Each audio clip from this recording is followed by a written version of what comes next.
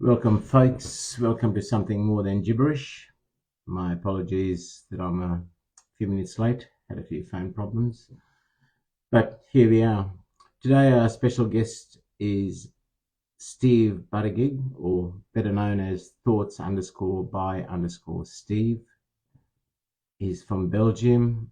Amazing poet. Writes on a wide variety of genres, topics, writes to prompts, writes from his own experiences. Quite an amazing artist and quite an interesting person as well. So look forward to these next couple of hours with Steve. I'm waiting for Gemini and Steve to come into the room. My apologies. I've had phone problems just as I was about to start, but here we are. I'm bringing Steve Okay. up. That's okay. I was actually here early, sitting 5 minutes still waiting. Wow. Hello, Steve. How are you? My apologies, my friend. Phone difficulties. But here we are. Yeah, okay. How are you, my friend? It's been a while. You know Gemini, obviously. Yeah, of course, yeah. Hello, Yeah. sir. Um, Mate, it's an honor to have you on. We've talked about it for a while, but I think the timing's good. Your book's been out for a while, and here we are. And I'm really excited because a couple of things. Number one, I don't think there's a piece of yours that I've read that hasn't been interesting reading.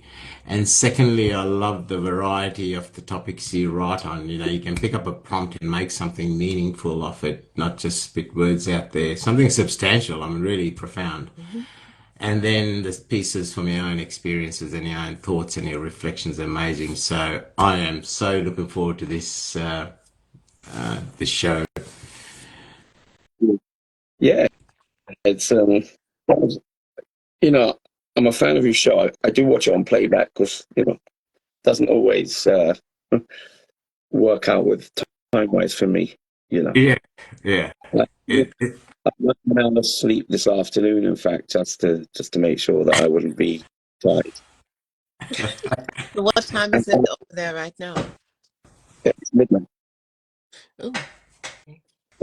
Yeah, but I don't have to wake up early anyway. I mean, tomorrow evening I have a very important basketball match to coach, so I will, the girls know to let me sleep. I usually wake up very early. I'm an early riser, but when I need to, I can rest longer, and I will rest longer for sure because I want to be wide awake and charged up for the match tomorrow. Nice. Before we get into the poetry side of you, uh, tell us a little bit about your basketball because I know I've heard this a few times and you're coaching at quite a high level, right? At an international team level, you were coaching or still coaching. Well, at the moment, I coach a local club. It's an amateur club. We It's still a decent level of basketball, but and they take it seriously. In fact, tomorrow we have a match. If we win that match, we get promoted to the next division, where again, which is a completely different level as well. And it's the last amateur level before semi-professional, so it's quite a good level. But Nice. mm, before that, I used to coach internationally for about 4 or 5 years. I used to work in summer for FIBA, for the International Basketball Federation, and I used to run international basketball camps for kids. And I used to be like the technical director, so I would be in charge of the coaching staff. So that was quite a big thing. And also for Malta, I coach, which is a small country, but still, anytime you represent your country, it's an honor. Mm. And I was coach of junior national teams for several years as well. So, yeah, I've been in basketball for a long time, um, especially, like I said, working for FIBA. So, I mean, if there was a time when basically, besides my teaching job, it was my life. I had my own basketball school and everything before we changed country. So, yeah. Oh, wow. That's that's pretty commendable. I mean, as you said, anything at that international level in any form or manner is a big thing, right? exactly. And especially then when I got to work for FIBA, it's not easy, especially coming from a small country, Yeah. for someone, for them to entrust you with, I don't know. I was in the coaching staff. I'd have coaches from countries which, basketball-wise, were a lot stronger than Malta. So I'd have Spanish coaches, French coaches. We're talking about big nations, and so my job was to oversee the whole technical program for these camps and make sure that everything was done properly. So it's quite a responsibility. And the kids that were at these camps, they were hand selected. You couldn't apply. They were hands. Each country would send hand selected kids to these camps. So it was quite a high level. Yeah. That's very commendable. And besides, all this is on top of being a parent, uh, Yep. running a job. So yeah, very commendable. Do the girls play basketball, or your daughter play basketball, or? When I say the girls, I meant my wife and my daughter. I've got one daughter. She used to play. She used to play. She used to play also quite a high level here in Belgium. And up to U16, she was playing at the top level you can in junior basketball in Belgium, despite not being very tall, because dad's not very tall and mum's even more vertically challenged. But she was tough as nails. She was tough as nails. And she also represented Malta at under 16 level as well. Wow. So, but she's a dancer and she went on to study dance. So she decided to focus on that. And obviously, you're already risking injury as a dancer. And so she decided to cut the basketball for that reason, though she still loves the game. And she's been tempted to start again, Yeah. She got hurt today. She was bouldering. She jumped. She climbed up one of these walls and she jumped off, as you do. But she landed. There was a soft spot in the floor, and her ankle gave a bit. So yeah, she's like So clearly, It's those stubborn springs that kind of annoy you because it takes you out of your routine. Pardon? It's those stubborn sprains that annoy you because it takes you out of your routine. So I know she's kind of bummed that she got injured. And she's going to be dancing in a dance festival in France in a couple of weeks. So yeah, 24-hour care it will be for the first few days, just to make sure the swelling goes down, and yeah, it should be okay. Nice.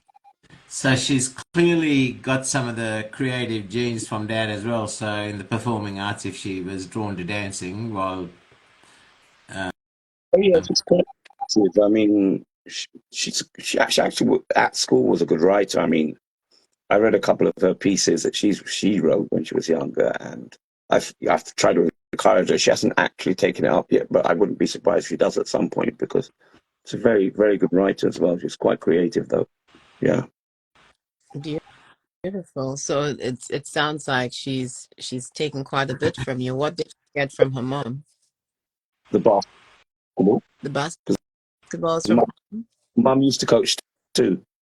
Oh wow. Oh Okay. yeah. Our first wedding anniversary, my team and my wife's team, which were both top of the under 16 category at the time, had a top of the table clash on our first wedding anniversary. Yeah. And obviously my team won, because I wouldn't be telling you that.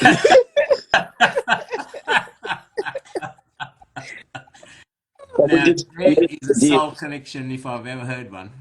Yeah, we did have a deal though. Who wins cooks. So you cooked? Yeah, it was a good deal. So I ended up cooking, so that was fine. So But we got the win. To have you remember your anniversary. So do you remember what you cooked for that first anniversary? I have no idea.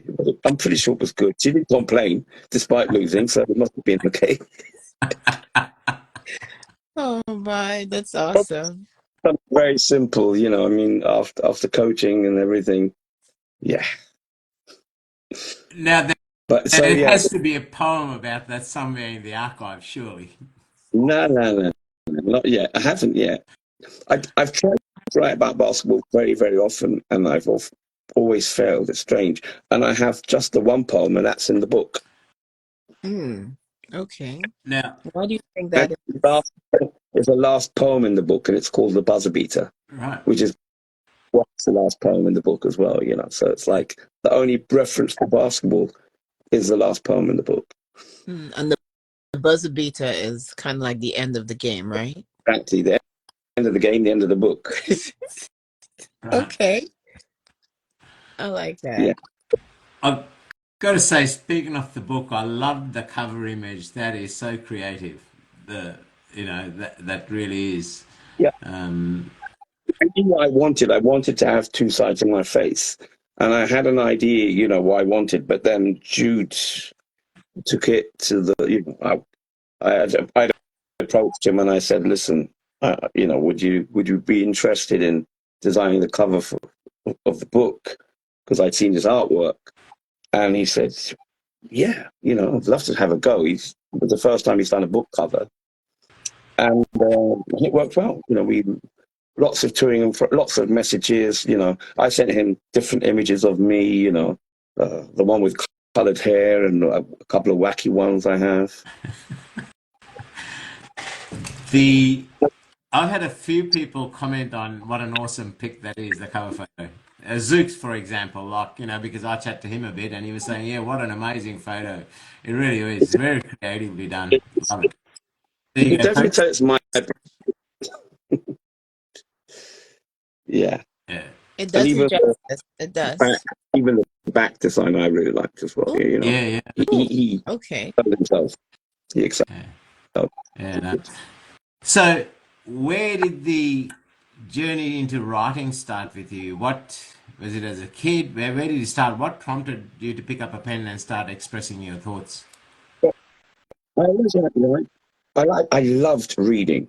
As a kid, I was the brain of the public library because I would take books and I would go back within 3 days and I would want more books and they couldn't keep up with me. Yeah.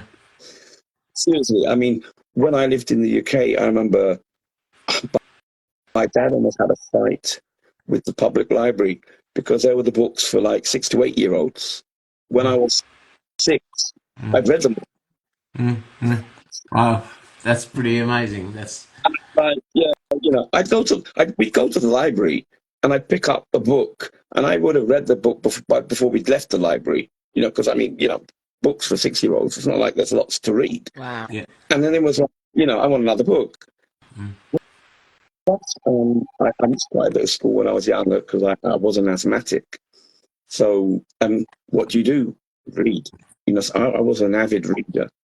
And I didn't mind writing, but the writing started when I was 15, when I was in secondary school, my final year.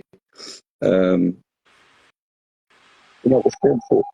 And it was the first time I'd studied poetry, and the only time I'd studied poetry, in fact. And we had homework on a poet called Robert Morgan.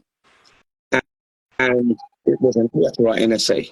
And I really didn't feel like writing an essay. So I thought, if I write a poem about the poetry of Robert Morgan, because poetry, you know, you're writing less in a line. If we had to write, I don't know, 4 pages, I'd be writing a lot less if I write a poem about the poetry of Robert Morgan. So that was my thought process, being lazy and wanting to finish my homework quickly. I wrote a poem about the poetry of Robert Morgan, which my English teacher absolutely loved and told me, anytime you want to do it in poetry form, go ahead. Oh my God. So it's a way of saving time on homework. So Well, Love that. it was certainly a start of an amazing journey. As I said, your work brings joy to many people who read, and I have not heard anybody that I haven't met anybody or come across anybody that that doesn't enjoy your work. So it was a start of a great journey. I read it until the age of 21, and I stopped. And the reason I stopped was I wrote a poem which, at the time, I thought was my best poem. I thought this poem is, quality. And I thought this poem is going to be, I can send it and people are going to publish it. And it was, still typewriters and stuff. And I lost the poem. So I stopped writing poems. Oh. Yeah. Yeah. And I didn't write poetry till, I didn't write a poem till I must have been 30 something. And that was because my wife was doing a program on an educational channel. And they would do different, every week they'd visit a different area on the island of Malta. And they do something about the nature, or something about the history, something about literature related to that, that refers to it. And they were doing a certain town and they couldn't find anything at all, literature-wise. They were looking for a poem. And there was a cave. There's a cave in that town which has, which is quite famous. It's got prehistoric remains and all that stuff. So I told them, give me half an hour, and I wrote a poem about this cave. I said, if you're desperate, you can read this on the TV program. Yeah. And she went, it's pretty good. And she read it on the TV program. The producer knew he's a basketball coach. He told her, "Is that Steve Buttigieg, like your husband?" And she said, "Yeah, well, we couldn't find any poetry." So he said he'd write a poem for us. In half an hour, he gave me a poem. And yeah, but and still, after that, it wasn't like I was writing.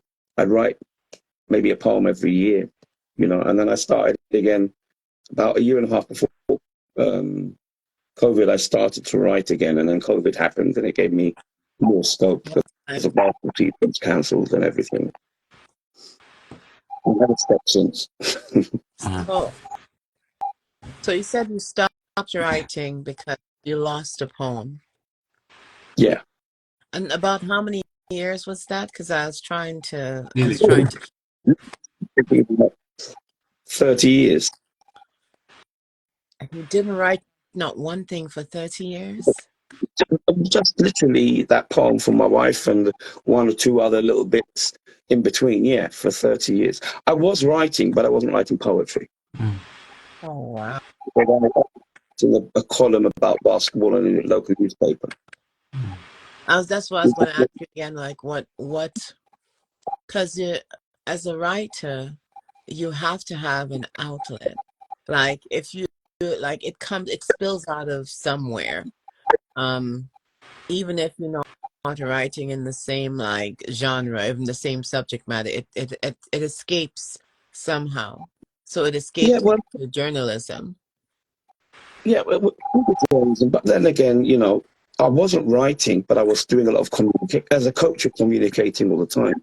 And with me, it wasn't just teaching basketball. I was teaching kids life lessons.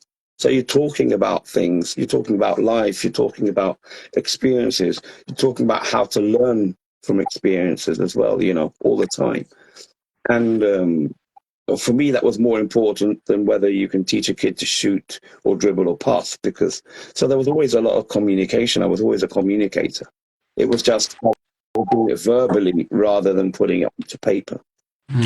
I would have loved to fly on the wall to hear some of because you probably spoke in metaphors. I have done. Interesting one. Yeah. Well, all I can say is now that you're not in the age of typewriters, you're in computers, I hope you're backing your work up, because I'd hate you to lose a poem and not write for another 30 years. I have a military grade SSD hard drive, which you can throw in the water and, it'll still work. Good. And I backed that up on another SSD hard drive as well. No. I'm very, very careful with backups. So Good. how Good. do I get one of those? You can get them. You can, if you type in military grade hard drive, you can find them. You know, I mean, they have to be able to, you throw them in water, and that they can withstand water for a certain amount of time to be given a certain, you know, standard. They're a bit more expensive, but then, you know, if in fact, I don't save my it's an external hard drive. I don't save my poetry onto my laptop, Mm. onto the hard drive, because it's a lot, you know. Wow. And then I back up poetry every so often on another external hard drive, which I keep safe. Mm. So yeah. Wow. Okay. Yeah. Now I feel like Speaking of, I'm living dangerously because I don't have all of those things. I feel like I'm living dangerously with my poems. yes, Gemini, you do. You should be saving them and filing them and backing them up because Steve's right. You've got a lot of material and it's so easy to do. Hard And drives also, are like that. besides, you know, the copyright on the book, what I do as well is every so often I get a copyright certificate for all my stuff. Mm. And when I do that, you upload it to a site with a copyright where, you know, you have to pay a fee every year, but it's worth it. And when you're uploading this stuff, you can actually download again what you uploaded. Mm. So at the same time, you put it up online, and you've also got the certificate that you get the copyright certificate that this is your work. Mm. You know, so Wow. Yeah, we're gonna have to talk after the live. So speaking of poetry, can we go to a piece? okay, yeah, I will do the title piece from the book. So the book, as you know, is old. The title is Old and Unwise. The unwise has a capital U and a capital W, because I'm not always unwise. There's some, you know, it's a bit of both. So yeah, and the poem is called Old and Unwise. So I'll do that one. Here we go.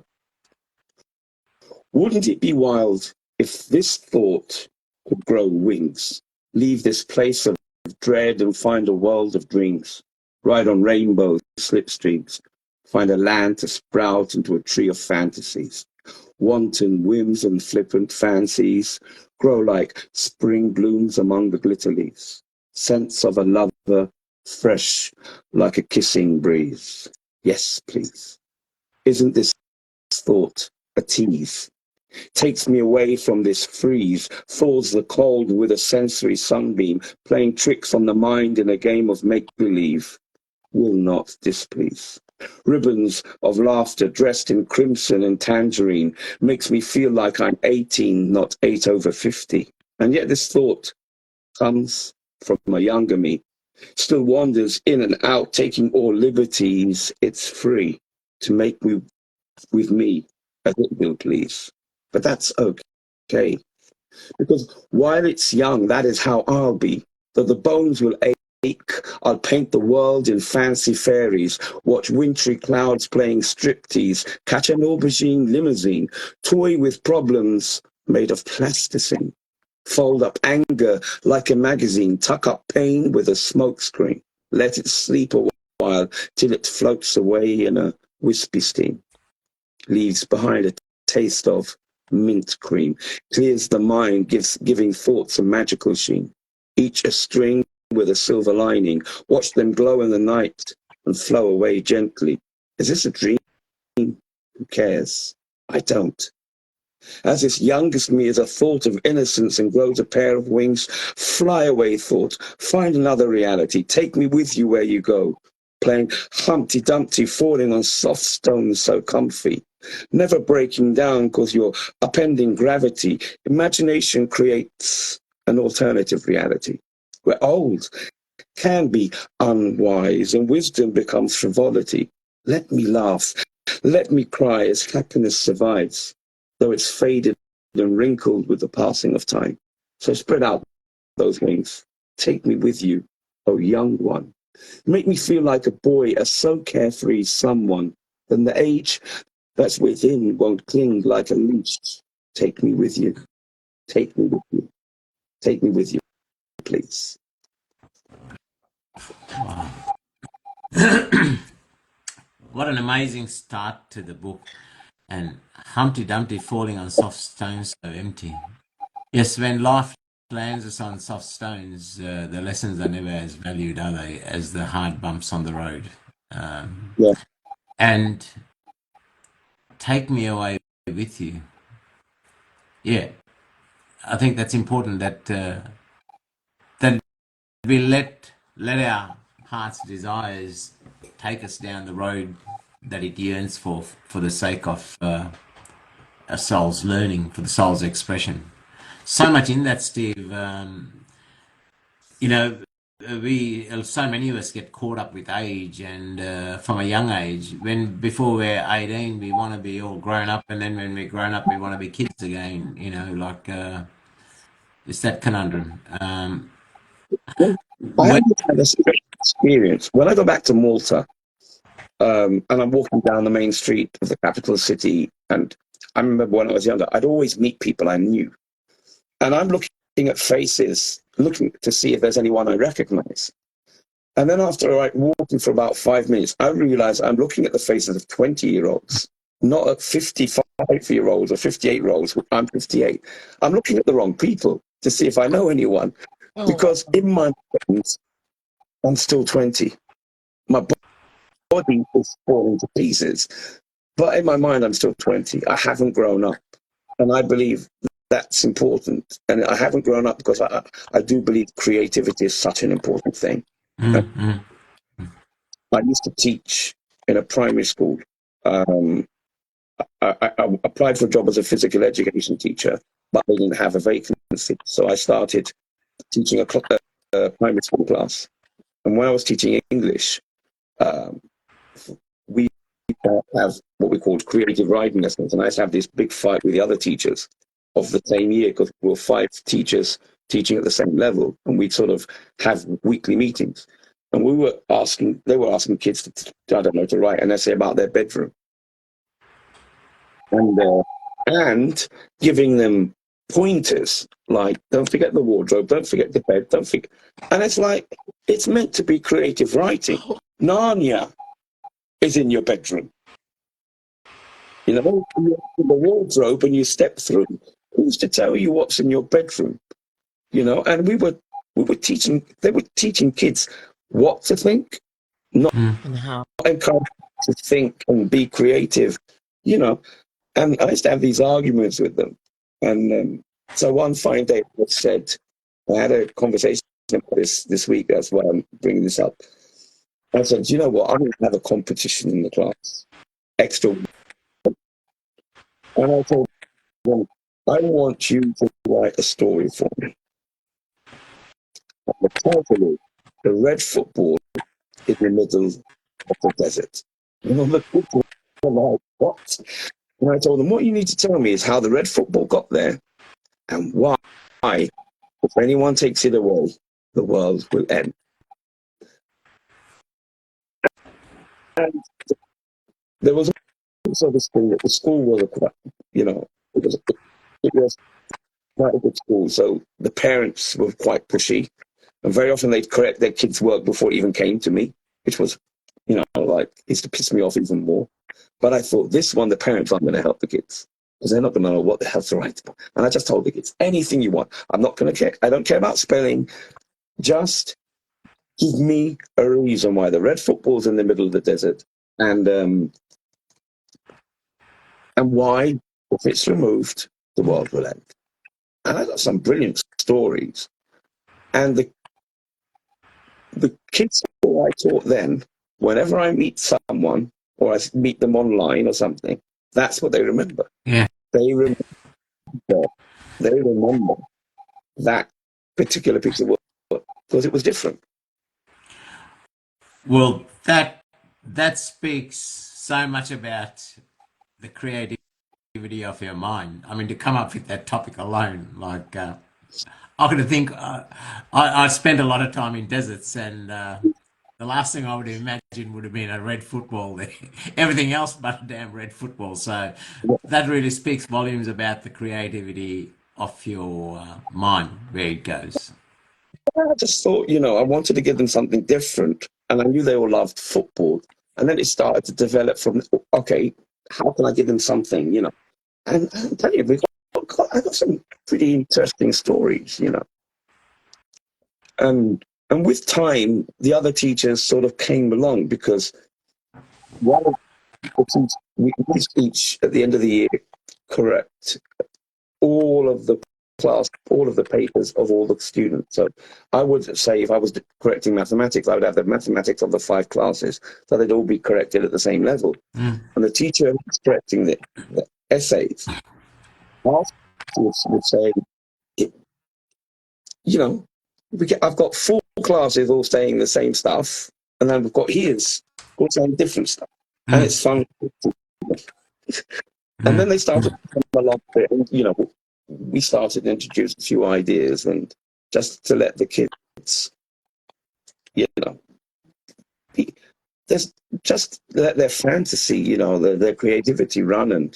And I've got several poems where they actually start from that. They start from a thought, and I just let it run. And even if it doesn't have a fight, I mean, there might be in between certain lines, there might be a meaning or something from past experience or just something. But the whole purpose of the poem is to let the mind do its thing. Reminds me of that Pink Floyd song, "Leave Those Kids Alone," about the conditioning, the mind conditioning. Exactly. But Yeah. it's beautiful to have a teacher that would allow you to explore your own mind.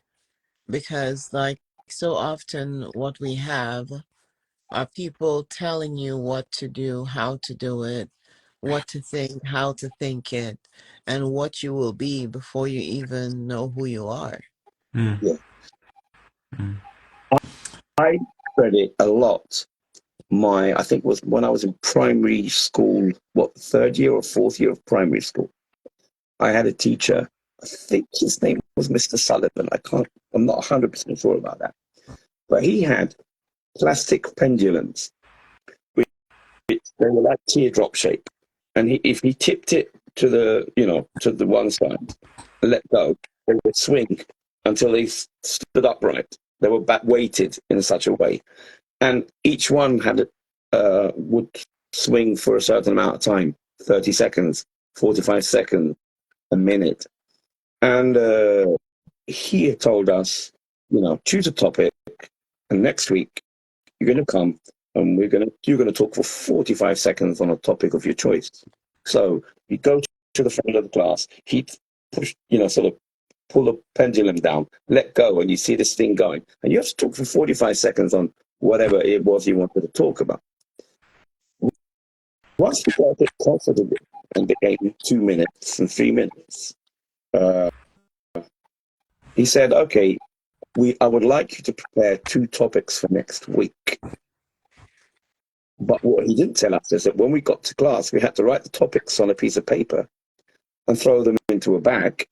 And then we drew a topic. So I could look at Barbie dolls because the girl put Barbie on a piece of paper, and you'd have to talk for 2 minutes about a topic you had not prepared. And you learn how to express yourself. And I give a lot of credit to him for that. Yeah. Steve, just off topic, where's your book mainly available from Amazon or? Mainly from Amazon, yeah. I mean, local bookshops can order it, through the ISBN number. They can order it direct from the distributors in Grand Sparks, but it's mainly on Amazon. Barnes and Nobles, I think, still have it. Waterstones are not. You can request it from them, but I think it's Blackwell, which is like a subsidiary of Waterstones, who also stock it. So it is but Amazon seems to be the place where most people are Yeah, getting it from. yeah, and it's global. It's easy for from whichever part to. Yeah, Then Ingram Spark, who I went through, they print in the US, in the UK, and in Australia. So, that helps a bit as well, because they're the three places where probably I've got the most followers anyway. yeah, Besides Belgium, where obviously people buying it directly from me, and mm, Malta, I'm currently making an arrangement with a bookshop in Malta to stock it, because I've had a lot of people ask me about, and it'll probably just be easier to have it stocked there, because I've got a lot of friends obviously in Malta yeah. who want to buy the book. So, where's home? Is it Malta? Is it Belgium? Is it the UK? I live in Belgium. Yeah, but Home where's at the home? moment. The world, the world, Home. yeah, the world is. Yeah, I mean, I was born in the UK, lived there for 10 years. My dad and mother were both Maltese, and when I was 10, my dad got homesick, so we shifted to Malta. Mm, And I lived there for what, 30 years. yeah, Yes. But then there was a job opportunity here in Belgium for my wife, which she didn't even know about. I thought there was something which suited her. I showed her the app, the advert on the newspaper, and she said, "Yeah, but I don't think I can get that." She just changed careers. She was a teacher of English, but she was also very interested in the environment, and she started studying about the environment. And since I had a science background, I actually helped her out at the beginning, and then she ended up getting a master's in environmental management and planning. And she just got a job with the Environment Agency in Malta. And there was an opportunity to come to Belgium to represent Malta in environmental affairs. I told her, apply for it. And she said, "What about your basketball school?" I said, "Look, we're a family. If you get that job, we'll move." I mean, I wanted my daughter to experience multiple countries. yeah. I also wanted her to go to an international school. Mm, mm, I went to an international school, and I believe it's, you break through so many prejudices mm. from going to school with kids from all over the world. You Yep. you begin to judge people for who they are, and not from where they come from or their religion. Yeah. You know, Yeah. and I wanted that for my daughter. So, and then my wife got the job, and we've been in Belgium for almost 20 years now. 20 years is in September. Yeah. Right. Yeah. So it's a while. The um, we're fairly blessed here, particularly in the city of Melbourne. I mean, all of Australia, we're pretty multicultural, but particularly in Melbourne, we've got the biggest Greek community outside of Greece here living in Melbourne, and we've got a huge population of Maltese, Yeah, and I've got a lot of Maltese friends, and also Italian. Same, we've got a massive amount of Italians outside of Italy living here. I was So born in we're really Australia. blessed. Eh? My sister was born in Australia. Yeah, there My you go. Yeah, my parents moved to Australia first. My mum didn't quite like it, so they came back to Malta. yeah, My brother was my brother was born in Malta, and then they moved to England when I was born and my younger sister was yeah, born. yeah. So yeah, we're all over the No, we place. got a massive a Maltese population here, and they all speak of what a beautiful little place, as they say, Malta is. And a lot of them who've married Australians or any other culture who've taken their partners back to Malta, they all speak so highly of it. So yeah, it's very. Yeah. I can. It'll be hard to let go of that definitely for Malta. Yeah. I mean, no, I consider I have dual nationality, UK and Maltese, and I consider myself English and Maltese, or Maltese and English, but a bit of, Mm, I am a bit of both. mm, But I also, I, I, I love Belgium as well. I've been living here for 20 years. I'm from Italy, so yeah, mm, I mm, wish my mm. to improve my Dutch. My French is okay, but my Dutch is, yeah, I've got to work on it. I used to coach in a Dutch speaking club before, but it was English, basically, you know. Yeah, yeah. What's I know Gemini will be hanging out for another poem. She's patiently biting her tongue. Okay, No, I well, wasn't. yeah, I was not. I was trying to talk. Um, I was going to ask, how many languages do you speak, and have you written poetry in any other language? okay. Yeah, I speak, well, English is my first language. Then second language is Maltese. I mean, I'm very fluent in Maltese as well. And I have written a few pieces in Maltese. No, I still prefer writing in English, though, because that's the language I read most. Mm. So there is one poem in Maltese in the book. Does that The mean reason you're that going I to? wanted us to create an awareness that there is a language, although I don't Okay. speak a lot in Maltese. And I will actually, hopefully next week, the season will have finished and we've got one last match. And then I will take the time to translate that poem into English and put it on my website so that people can then, you know, because I say in the book that I'm going to put it, the English version on the website, and I will. So that's one of the projects for next week, in fact, to translate that poem. I have written one very short piece in French, Okay. but I only did that to be teacher's pet in a French course. I love your transparency. Yeah, and recently, well, I've written, I had one poem in Italian. So language-wise, English is number one. Maltese is a close second. Then Italian, which I speak fluently. Then French, then Dutch, and I can hold a very, very, very, very basic conversation in Arabic because Maltese has quite a few. There's about 25% of Semitic origin, so the Maltese language. So I can go to the market in Morocco and barter and argue about the prices in Maltese because the numbers in Maltese are very similar to Arabic. And I had studied Arabic for a period of about a year. But yeah, I mean, it's that those are the six languages. So it's English, Maltese, Italian, French, then quite a bit of a jump to Dutch and Arabic. Okay. Six languages, that's a pretty mean feat, Steve. Yeah, Especially coming from somebody who only knows English. That's amazing.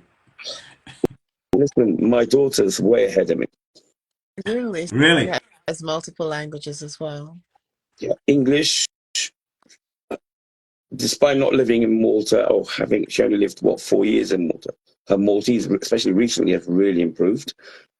She speaks French fluently, sounds French. She speaks Dutch, though she's never studied it. And though her Dutch is better than mine. She studied Spanish. Um, she's pretty good at Korean. I would say she's intermediate level in Korean. And she's been studying Japanese, knows a little Chinese, and I think that's another language somewhere there. I've forgotten. So Japanese, Chinese, could it But possibly be Mandarin? Korean she's quite good at Korean. Yeah, she studied that seriously. Yeah. Wow. Nice. Well, I'd like to hear a poem before you end, because I know you have your poems that you've chosen for the set, but I'd like to hear a poem, even if it's a short one, in Maltese before you end your set. Okay. Yeah. Well, the only one I have at hand is the one in the book. And yeah, I will. I'll do that if you want. I can do that now. I mean, Yeah? Yes, please. Yeah, let's get in some poetry. We've been going 50 minutes, I so was let's get into, yeah. I was expecting to read in Maltese. Recently, I took part in a Italian language poetry open mic, so I had Oh, to write wow. had to write a piece in Italian for that, and it went down pretty well. I was quite surprised, actually. Nice. So that was cool. And I was going to take part in one this week, but I had a basketball match which clashed, so obviously I didn't do that then. Yeah. So this poem, it's a political poem. I tend to write political poems when I it's a thing, yeah. And to give you the idea of it, the gist, it's basically about the fact that when I was young, I was really good at numbers. That was my top subject. And I loved numbers because the numbers told the truth. But now, the way we play with numbers and politicians spin it, that numbers are just a measure of greed and a measure and a way of telling lies, basically. So that's basically what the poem means. So this is in Numeri Soliti, which means the numbers of my childhood. Meta kontifel kontin hobbin numri. Someone, the damn kino jamlu sens. Ekku you perfect. The lunch the damn. It's sali bit in numri salo follow. مغسولة من كل verità imreba bil-gideb imteba bil-gideb forsi għalek is-sinju iktar isir sinju u f'qir dejjem jonqsu iktar u biex forsi jerġa' jaqblu n-numri ċibku l-poplu irid ibih ruħu lil dawk fil-poter. Is-somma tal-ħajja saret biss mar il-lejl li ma jispiċċat meta kont inħobb in-numri. Nissa minix kapaċi not l-inġustizzi la blajnuna ta' swaba lanqas biċċaq il-lixxa ta' fejn il-bar. Memx bizzej. Lanqas il-linja ma tagħmel sens. Għax bejn il-verità u dak li huwa falt il-linja sfumat tant l-loġika mhijiex realtà. Meta kont tifel kont inħobb in-numri. Nissa l-kontabilità hija biss strument tar-reba u għalhekk in-numri jimlewni bis-smerrija għall-verità tal-lum.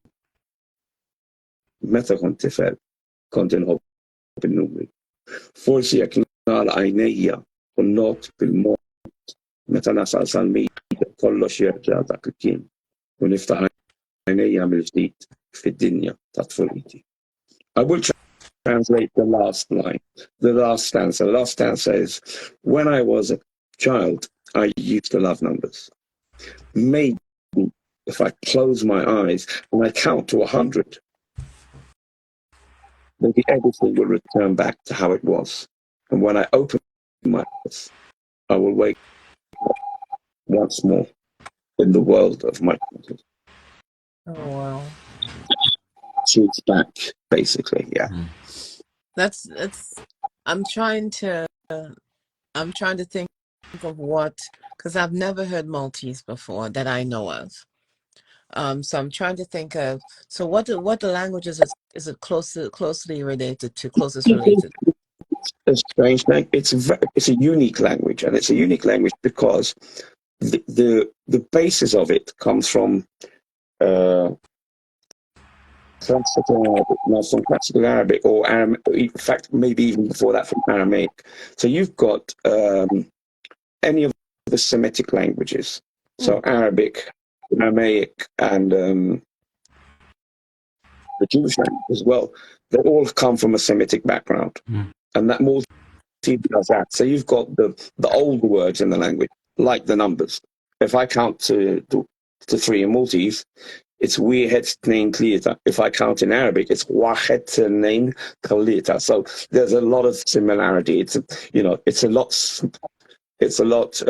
softer than Arabic is. But then again, we have a Roman alphabet. We write with the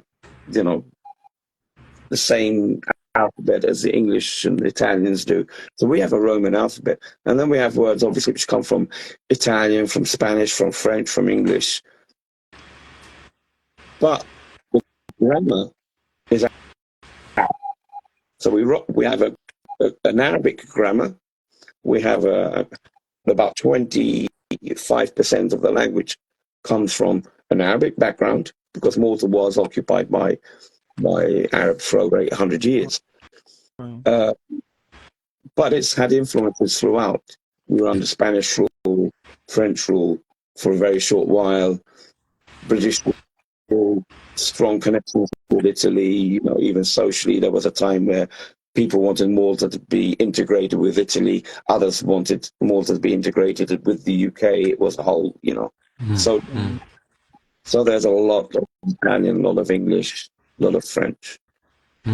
Nice. Thank you for sharing. Yeah, it's different. It's very different. For a physically small nation, it's certainly got a lot of history, hasn't it? You know, it's amazing. Well, what is considered Western history, a lot of people tend to forget the history of especially North Africa and the African continent, and also the history in Asia. And a lot of people forget that there's South American, pre-Western South American history and pre-Western North American history as well. But if you think about Western history, for many years, it all centered around the Mediterranean. Rome, Greeks, the Carthaginians before that. You know, if you wanted to be a power, you had to control the Mediterranean. Now, Yeah. it's happened in the Mediterranean and has exceptionally good natural harbors. So Yeah. if you wanted to control the Mediterranean, it was good to control Malta. Yeah. It's got a rich history for that reason. And there was a time, thousands of years ago, when Malta was actually connected to North Africa and Italy. There was a land bridge. So, yeah. Wow. Certainly been a value a lot of value lessons here. Yeah. No, that's amazing. Yeah, I did. No, I definitely did not know that. And only land, as far as like land masses that were connected that I knew of was the Bering Strait. Yeah. That is talked about all the time. But I did not know that there was those two were connected before. Yeah, I mean, hey, we've got exports. We've got Pete Buttigieg, the transport secretary in the United States, has the same family name I have. Yeah. Really? Okay. Former Democratic candidate. Yeah, I mean, he's still young. He's a young politician, but transport secretary in the US is actually of Maltese origin. Okay. His dad lived in Malta, and then, you know, he was born in the US and grew up there as a US citizen, but apparently speaks some Maltese too. So based on his candidacy, would you claim him as one of your people? I tend more I lean more towards the Democrats than I do to the Republicans. I wouldn't claim him to be mine or anything like that, but, you know, maybe some people might look up one of the books about him and come across my poetry book, so that might work. That might help. Yeah. Well, Same Good one. surname. I was tempted to publish under a pen name, actually. yeah. What would it have been?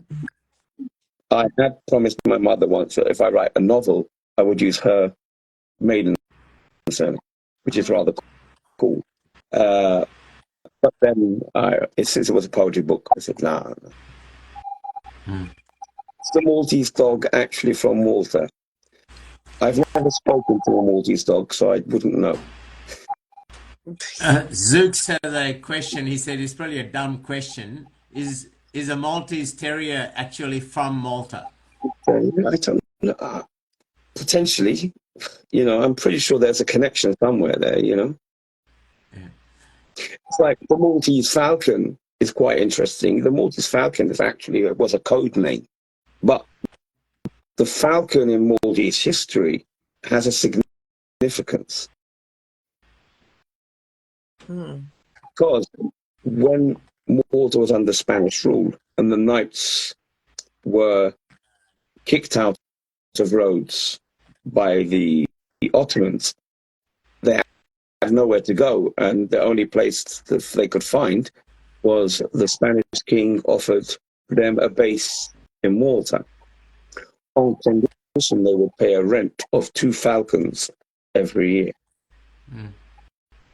Wow. So that's how much Malta cost them, 2 falcons.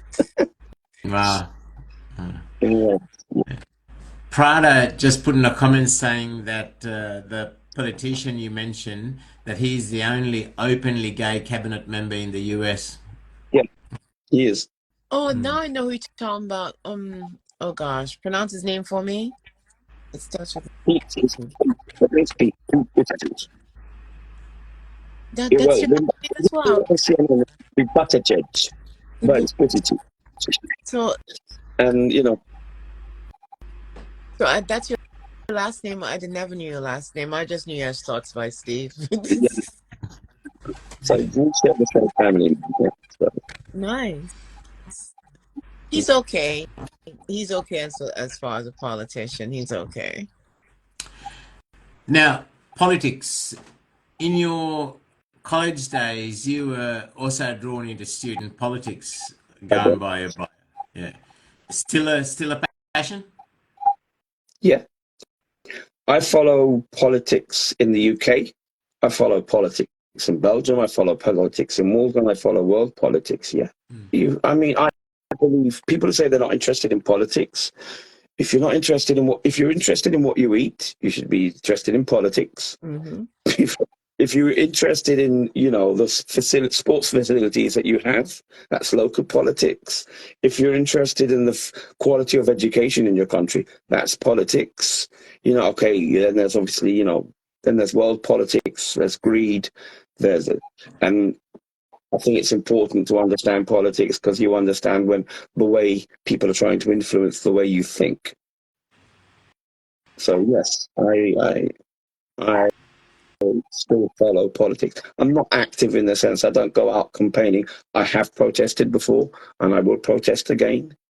But, because if there's something I believe about, certainly I'm going to voice my opinion. Yeah. Okay. But when I was young, I was very active. And then it was a question of choosing sport or politics. And I chose sport. Yeah. Steve, Oh, go ahead. no, go on, carry on. I was saying if you could go back again, I believe I already know the answer to this. If you could go back again, would you have tried out politics and maybe do sports later? No. Absolutely. I mean, I've tried to influence people. When I had my basketball column, which was meant to be about basketball, I wrote about everything, even politics. That was a deal that I had with the newspaper. It would talk about basketball, but if I wanted to talk about how shitty a DJ was, or what quality of music he was playing, or a television program, or anything else, I could, as long as somehow I turned it around to basketball at the end of the column. So that's what I did, and it was a bit of fun.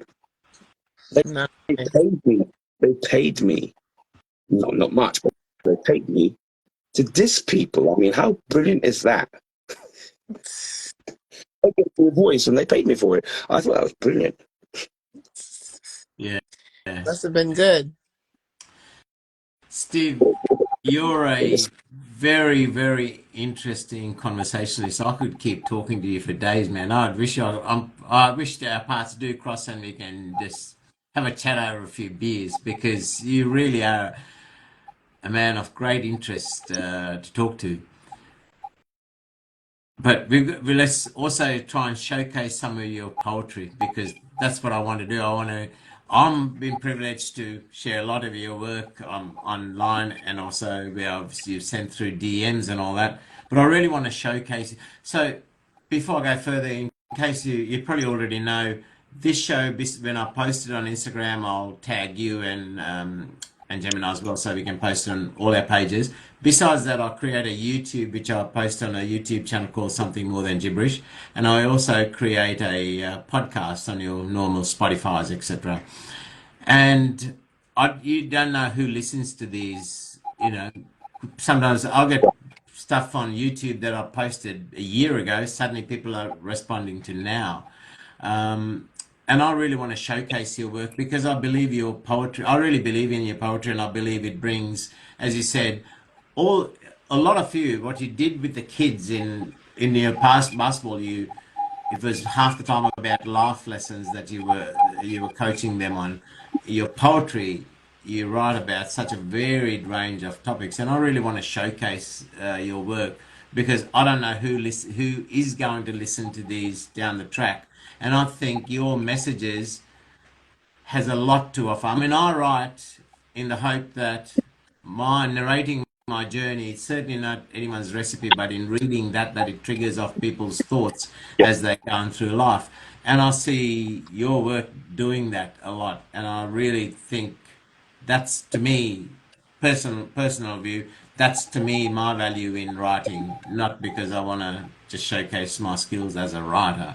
And I think your work really has a lot to share there. So I really want more people to know about you and about your work because I think people can glean a lot from your work in their self growth.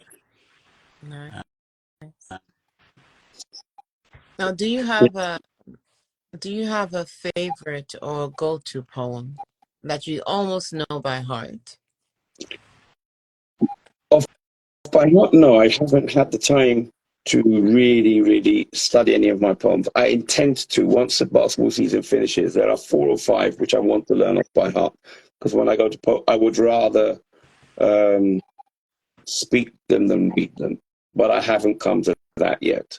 But there are a few which I really want to learn to be able to perform. I feel I can perform them better once when I'm not looking down at my phone or whatever it is that I'm reading from. For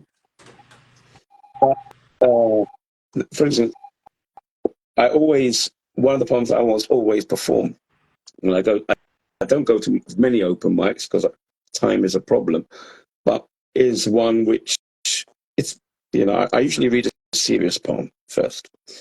And then I go on to, this is basically how I would perform it as well. So it's like, people tell me, people who know me go, oh, you write poetry? That's a bit, I'm a jock, I'm a sports person, oh, you write poetry? And I go, yeah, I do. And they say, oh, do you write love poetry? And I go, I have written one too, but they might not sound like they're love poems. And this is one. And this is the one which the first time I performed it, it got such a good reaction that wherever I've been, that I always perform it because it's fun.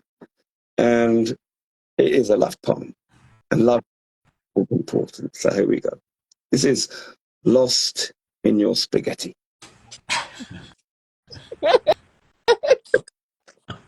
Have you ever been lost in your spaghetti, tracing the noodly paths that swirl and crisscross the tomato sauce sea?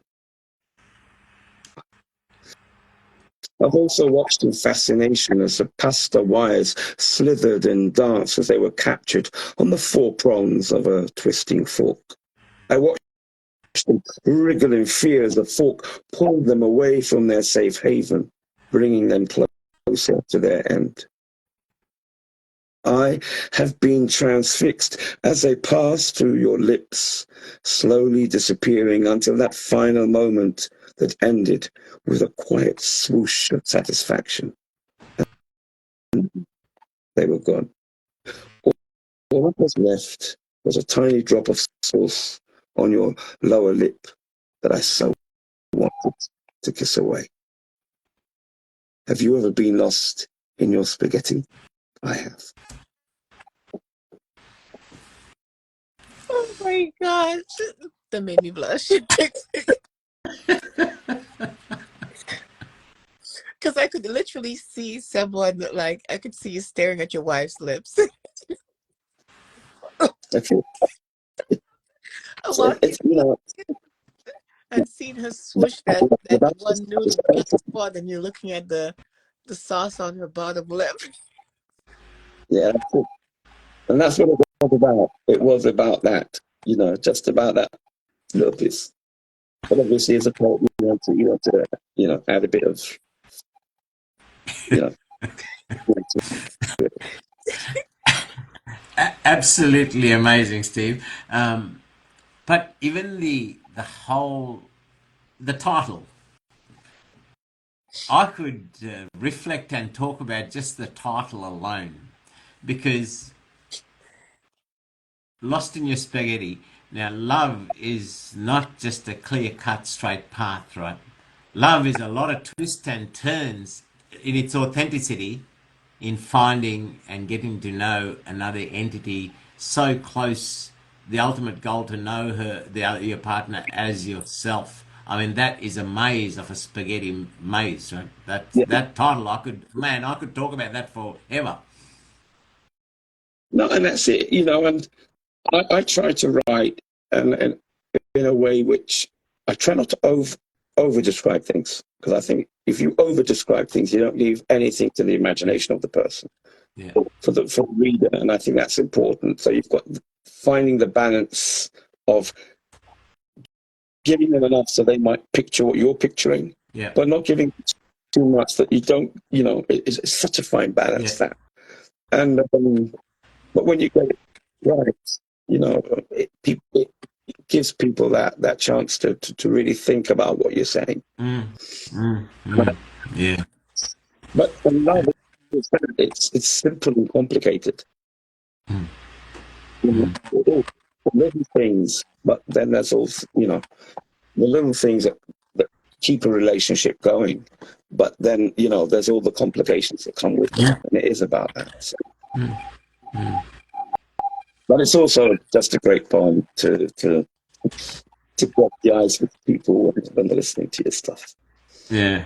Yeah. According No, to Dr. Gottman and the Love Lab, which him and his wife have ran for over 25 years, um, that poem is an example of what makes marriage last. mm, Thank you for sharing that. It's the simple moments and like humor as well, adding humor to something, a memory and interaction. So that is beautiful. You know what? I think I want to use that. I want to use your poem as an example. So we'll have to talk.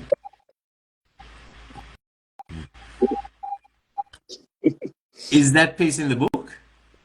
It is in the book. Yeah. That was a good one to be in the book. It's one. Like I said, I love performing it, and I just think it's just, and I like fun as well. Like, I'm a person who thinks a lot, in the sense I worry about the environment, worry about the world we're living in. I mean, I hate it when people say, "Oh, the youth of today," because the youth of today, after all, are the product of my generation. Mm. So instead of trying to youth going, "Oh, the youth of today," let's see how we've screwed up their lives, and so I worry a lot about. Obviously, I'm a father, so I worry about the future. I worry about the situation, in many situations. But war never stops, and the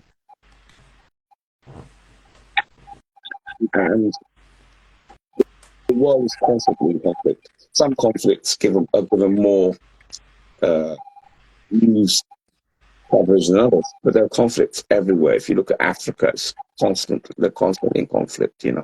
So I worry a lot about that. But at the same time, I love having fun. I believe it's important. So I can be very serious. You can ask my players. I can be very serious, but I can, have fun. You only live once. My young lad turned 27 yesterday, um, and the way we fool around, we're like friends. But then there's that serious side, and you're right. They are a product of us, and they are the future of the nation, right? The future of the nation is the future of life, right? And yeah, so yeah, no, very valid points. Um, and I'm blessed to have that good relationship with my son. Um, you know, and I think it's important, as you said, old and unwise. It's where in that poem there, where I don't forget. Sometimes I am like when I was 20, and then I am like I at my age.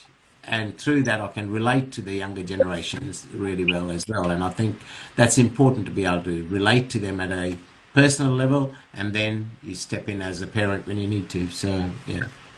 And the team that I coach, for instance, are also very. It's a senior team, but we're probably the youngest team in the league. Mm, mm, mm. Very big match yesterday, and two of our top scorers were playing U18 basketball a season ago. Yeah, yeah. And, and it's about, like I said, it's great that they can become decent basketball players, but it's all about the other things you can help them with, you know. Mm. Yeah, yeah. I used to do exactly that with through the martial arts. I used to teach a couple of nights a week, and plus my own training. And some of the kids that come out from the street, come from troubled families, family backgrounds, bad upbringing, and they're at the war with the world. And some you lose, some you can turn around, and that satisfaction that you get when you help a child, a young one growing up. There is no the pleasure you feel and the joy you feel and the satisfaction you get is priceless. You know, when a player who used to coach 20, 25 years ago comes up to you and say, you really gave me a lot more than just basketball. Mm, That is the biggest compliment you can get when someone says, you helped me stay on the straight and level, mm, so mm. it's the best compliment you can get because Yes. Liquid just put in a very relevant comment. He said, if you're going to build a bridge to a better tomorrow, its foundations should start in the hearts and souls of our children. And that's so true, right? Yeah. Yeah. I just let the comments were stuck. Okay, they've moved Yeah. on. No, absolutely. I think that's really important.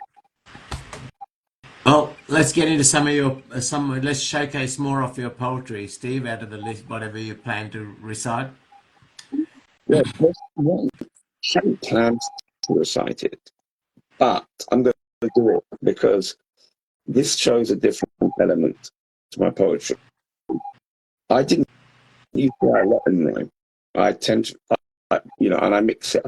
I always say that I start writing a poem, and the poem tells me it rhyme and should it have a form or not form.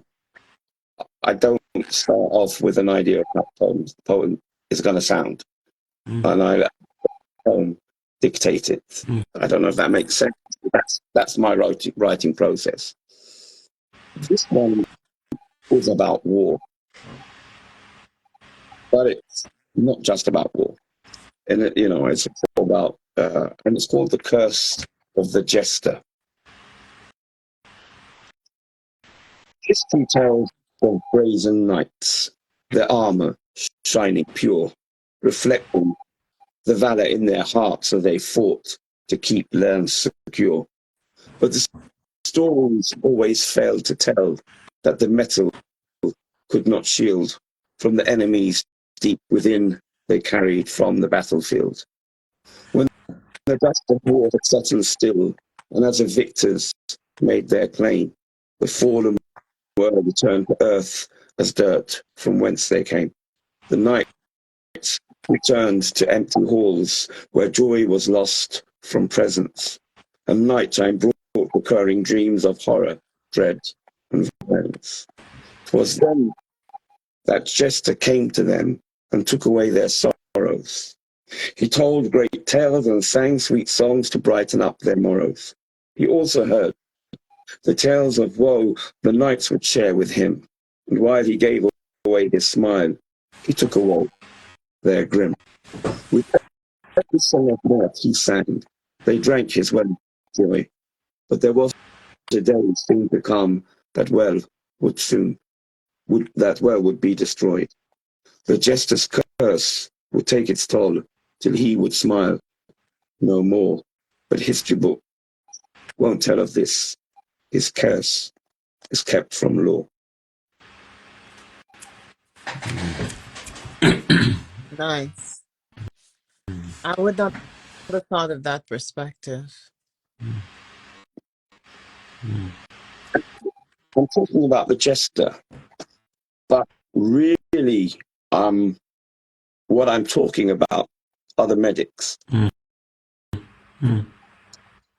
Because the soldiers, you know, they will go out and they will see things and they will come back and they will have their PTSD. You know, no one actually wins in war. That's the way I see it. No, of course not.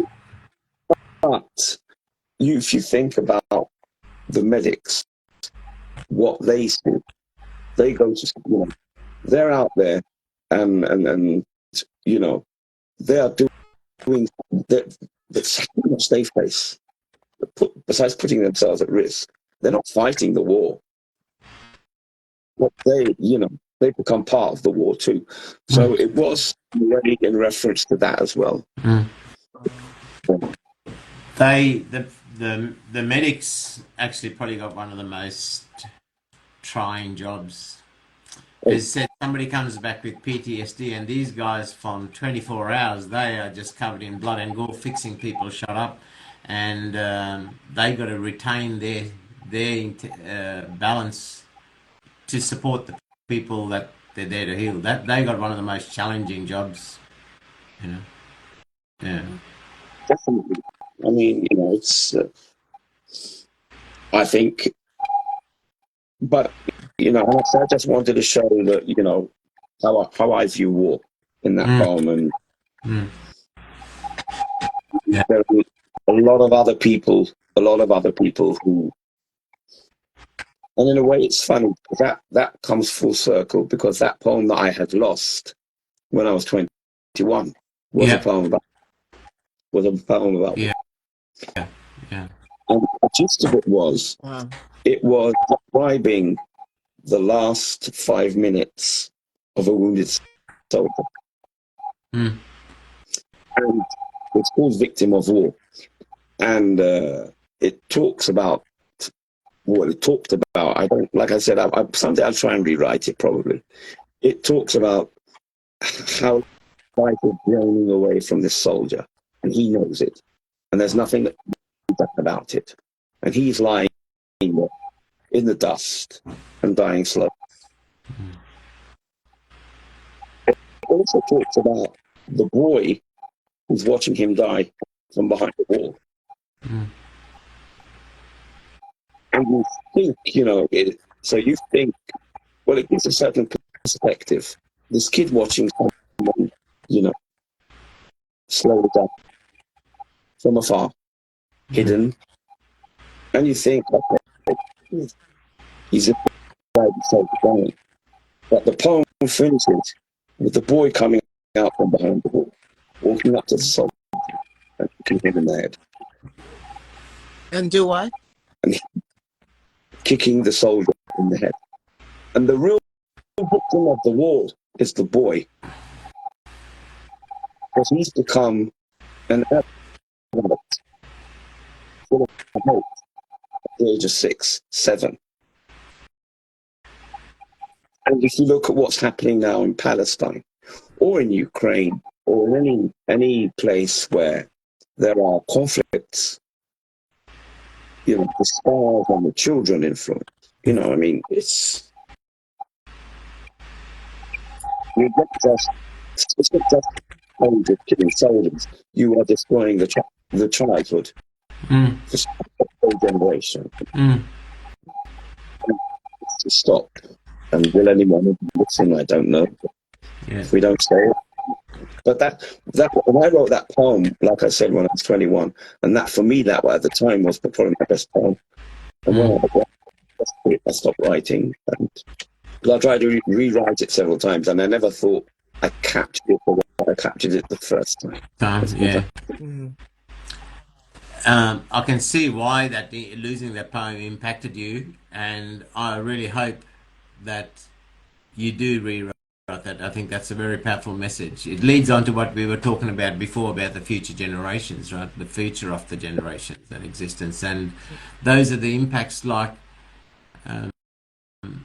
the battle scars that the widows can carry, and the children can't harbor that anger, because otherwise it just festers and just leads to, takes few more generations before that heals. So yeah. I mean, since case with the poems today, we have to post it in the stories, and I asked him to post it as a reel so I could share it. Yeah. Because it's so powerful. And on Yeah. that, so yeah, and if people, people haven't read it yet, I would suggest they go and read it. Go and listen to the book, because And it's a really powerful.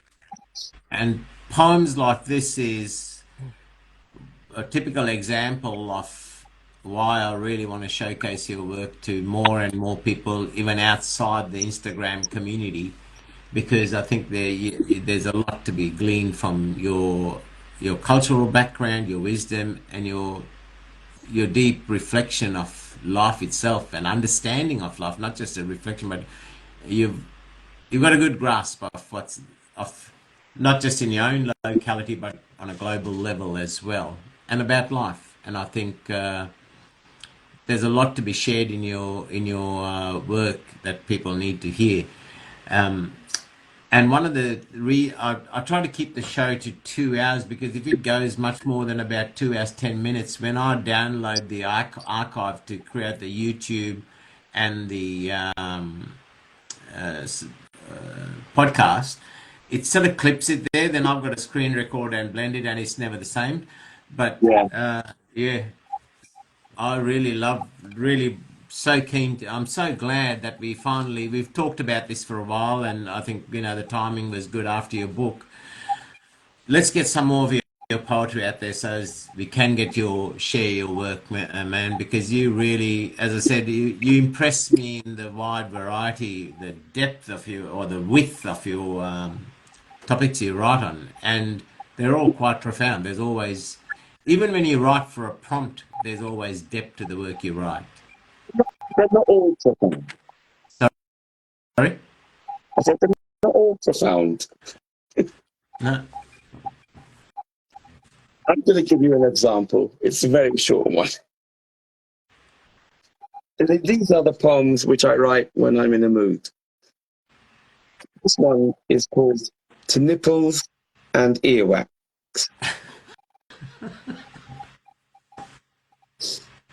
I love to rub you between thumb and forefinger, malleable as you are. And when I touch you with my tongue, your warmth is such a joy. Which one? Ew. But the nipples and the earwax.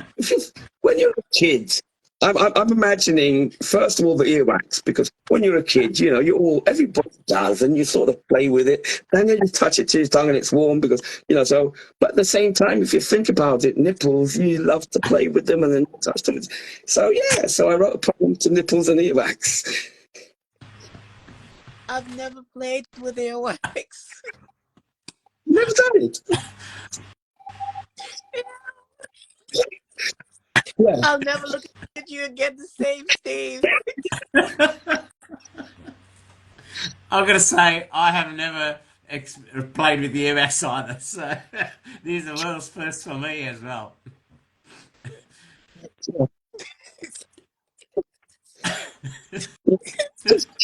But that's the beauty of poetry and the beauty of of creativity. You can do that. You don't have to follow rules. You don't have to.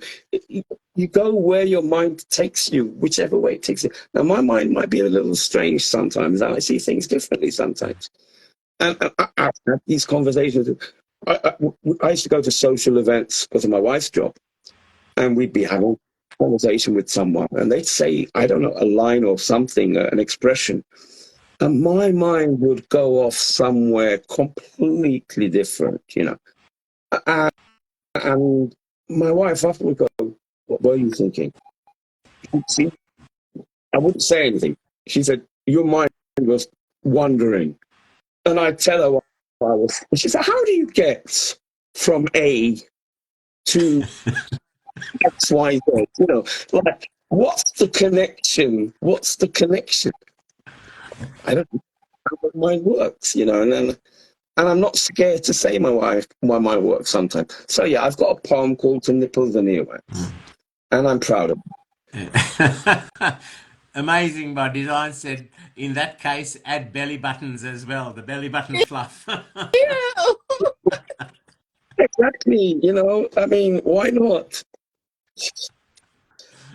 Now y'all are Uh, getting more and more gross. Stop.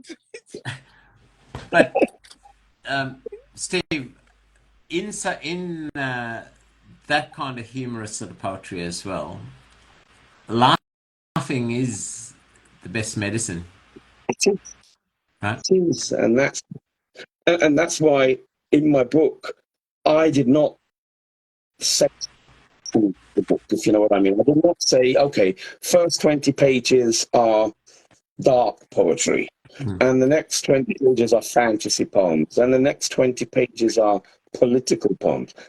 No, it is called the subtitle haphazard collection of poetry and thought, and that's what you get. If you open the book at any page, you don't know what you're going to find. Mm. It may be what you're looking for, but it might change your mind once you've read it. Yeah, yeah. You know, if I you down, I you might still want to read a poem, but maybe you come across nipples and earwax and it puts a smile on your yeah, face. And if it does, then great, it's worked, because that's the intention of that poem. yeah, You know, yeah. And like most of my working career, I've sort of led large teams, and quite often when I see people getting stressed, as their manager, I would just go and just create say some dumbest thing, some dumb joke, just to make them laugh, because the human mind can't laugh and be stressed at the same time straight away. And they almost look at me, did that idiot just say that? And but they it takes the stress off. A couple of hours later, when I see the stress building again I'll go and say some dumb sort of joke that just to make them laugh. I think laughing is we should laugh more, right? And we stress about sometimes the most. Laughing also sometimes shows us the ridiculousness of what we're stressing about. Such a trivial thing, you know. That laughing is a mass. I do that with friends. I do that with people I manage. I do that with people in my circle all the time. Just dumb jokes. Uh, there's certainly very uh, understated sort of value in making in a laugh, in a smile. yeah, well, that's important too. So I even have literally where I've got a page where there's, I don't know, um, where the poem finishes like halfway on the page, I will have sometimes just a one-liner at the bottom, and that's why it's called the collection of poetry and thought. Because some of the, you know, there are these a couple of one-liners just to get people thinking as well. For instance, if you take the time to think, who have you stolen it from? Mm, mm, Just think like that, which they never became poems, but they were just a line that I wanted to. And some of them can be bizarre. Some of them are, you know, are meant to prod the mind to think. yeah. What about doing a You, collection of the one lines? Because sometimes we have a stream of thought. I used to Yeah. start poems and they would be short. And I had a friend of mine, I sent him a whole bunch of my poems. He said, these two are the same poem. This is the same poem.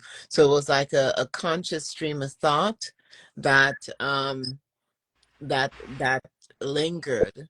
So have you tried looking at the lines that you've created and just putting them one after the other to see if you just have a conscious stream of thought going on? I've never tried to do that, no, but you know, I do sometimes look back at, sometimes I think of a thought or maybe a line and I will chuck it in. Sometimes they develop into poems, sometimes they don't, you know, just I try to write every day, but recently it hasn't happened because of I've just been really busy, but from next week it will be back to every day I'll try to sit down for an hour and try to write. And it doesn't necessarily have to be good. It can be just, you know, sit down and try to. Or what I do sometimes when I'm driving, I record myself. Mm. Yeah, that's that, whatever comes to mind, and then sometimes a poem develops out of that, you know. So some of my poems I record before I actually write them. Yeah, yeah. Oh, That's actually I do that because like I can't. It's like the poem is coming out faster than my hands can move. So Yeah, I didn't like a lot of other people say they don't do that. They just sit down, they write and they write and rewrite and correct. And I'm like, no, this is a seance. This is not. They just explode. Sometimes they just kind of like burst out and I can't stop them. So I have to just record it. yeah. But there are poems which I've edited and re-edited, but there are. But for instance, for the book, most of the poems, rather than actually editing them, it was more about formatting them. Because I originally been writing with punctuation. So I used to get my wife to help me out with things. She's a former teacher of English. But then I decided to ditch punctuation completely. So it's all paint breaks and indents. It's all breaks and indents now the way I present my poetry. But I do, you know, sometimes I find I struggle. I've got my mind going, and I do struggle to keep up with what I want to write. Mm. I find it because my handwriting fluctuates a lot. So I might go back in a month's time and not be able to read my own handwriting. So it's like when I use text to speech, it's a lot as well. I speak it and my formatting and everything afterwards.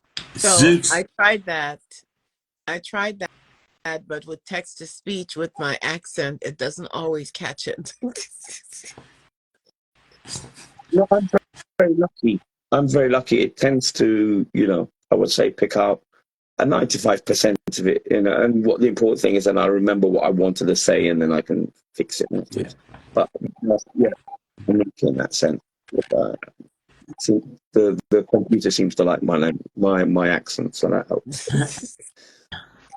Zooks gave you a marketing idea, creating fridge magnets with your one-liners. Oh yeah, Oh, it's not a bad idea. Actually, there's a T-shirt that my daughter's meant to be designing. Well, funnily, Miss Betty said she wouldn't mind a T-shirt with aliens and one line and line of his poems. There you go. T-shirt even. But fridge There is magnets are one. good because they're an affirmation, right? And that the fridge you walk to most times of the day when you're home. My favorite one line from the book is, "It is better to be late than to swallow a porcupine." I don't think that would be that would not be a choice. Like I'll explain this to you though. I hate being late. so do I. My wife and daughter are not friends of time. So I was trying to say to myself, how could the best way to explain how much I hate being late is to think of the only thing that I can think of worse than being late. And that's swallowing a porcupine. Trust me, I haven't tried it, but I'm pretty sure that it would be painful. Well, number one, before you swallow the porcupine, you have to make sure that he is in a calm state. You brush his bristles backwards and you swallow him head first. And don't make Head any first. sudden movement while you swallow. What? So that is my favorite one-liner. It's better to be late than to swallow a porcupine. I think I'd rather swallow the porcupine depending on where I'm going. That's what I'm telling you how to swallow a porcupine. So you swallow him head first, and then you pray that you don't regurgitate. No, Yeah, Well, number one, you're not going to regurgitate. He's not throwing back up.